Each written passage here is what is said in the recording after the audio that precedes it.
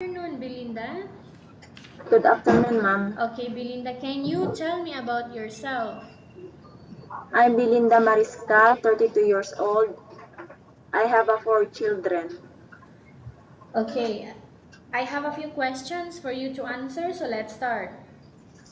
Why do you want to work as a maid? It's for my family, ma'am. I want to save money for my four daughter. Why you choose Malaysia when there is a lot of other country? It's like Philippines, ma'am. It's open country. How are you qualified for this job? I work very hard, ma'am. May I know what your educational level is? High school graduate, ma'am. What is your recent working experience? Babysitter, ma'am. Have you worked abroad before? Yes, ma'am. Which country was that? Jeddah, ma'am. For how many years? 2 months, ma'am. Unfinished contract. Okay. Do you Yes, have ma'am. experience of taking care of babies? Yes, ma'am. How about elderly?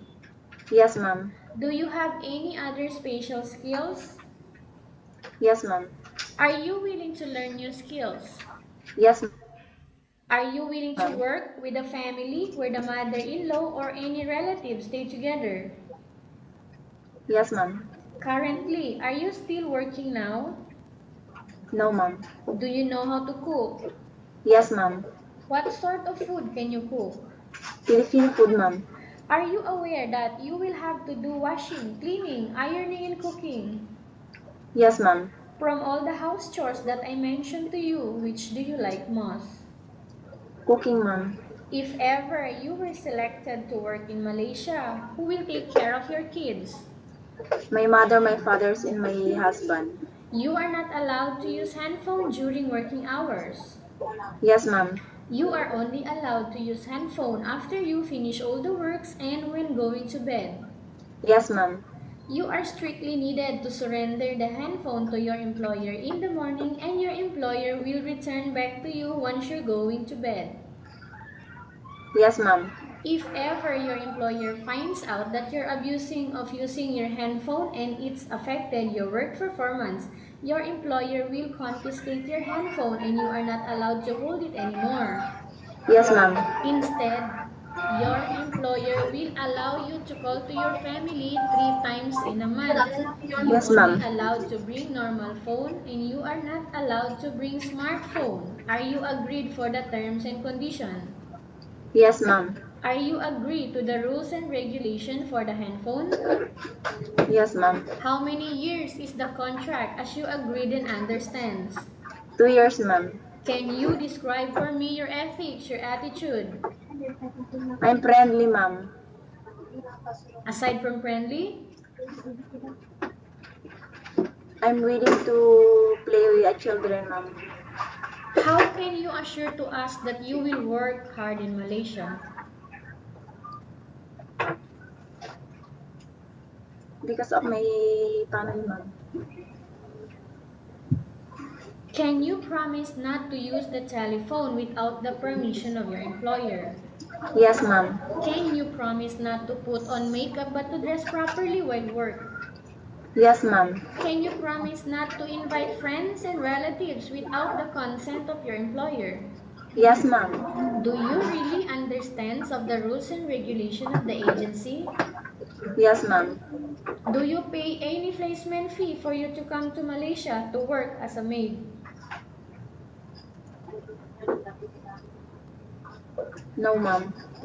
Do you have any history of sickness, breast cancer, or any other illness? No, ma'am. Do you suffer from any skin diseases, allergy, or physical defect? No, ma'am. Have you suffered from any serious illness? No, ma'am. Do you smoke? No, ma'am. Have you undergone any operation? At my breast, ma'am. What kind of operation? Breast, ma'am. Breast cancer operation? No, ma'am. What operation is that?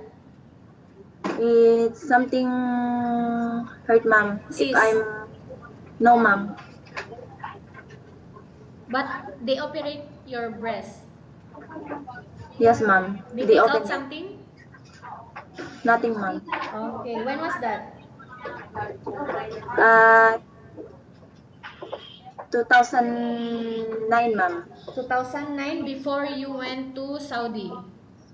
Yes, ma'am. Okay. Are you medically fit or are you fit to work? No, ma'am. What do you mean no? I'm waiting for my... Result. Yes, ma'am. So, still medical on process. Yes, ma'am. Are you in any medication right now? No, ma'am. Are you allergic with any food? No, ma'am. Are you preferred to work for the employer of any race? Yes, ma'am. Are you preferred to eat the type of food taken by your employer? Yes, ma'am. Are you afraid of being left alone in the house? No, ma'am. Are you afraid of dogs or other pets? No, ma'am. Can you promise to work according to instruction from your employer? Yes, ma'am. Do you have any immediate family working in Malaysia? No, ma'am. Okay, Belinda, we have finished our question section. Let's go to case study. I have a case study for you and I want you to answer me truthfully. Okay. Yes, ma'am. Upon arrival in Malaysia within 6 months only, if Yes, ma'am. ever any of your family members passed away, what will you do?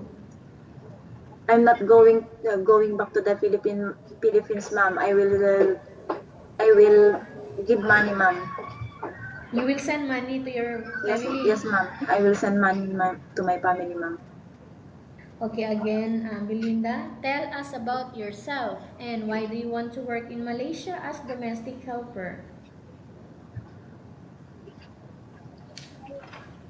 My name is Belinda Mariscal. I want to work in Malaysia because of my family. I want to save money for my 4 daughters. Okay, what do you want to tell to your employer who are watching your video right now?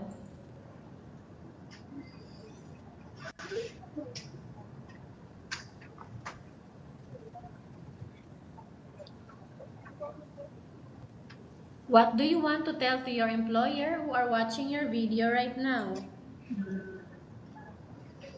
Ma'am, I'm working very hard because of my 4 daughters and my family.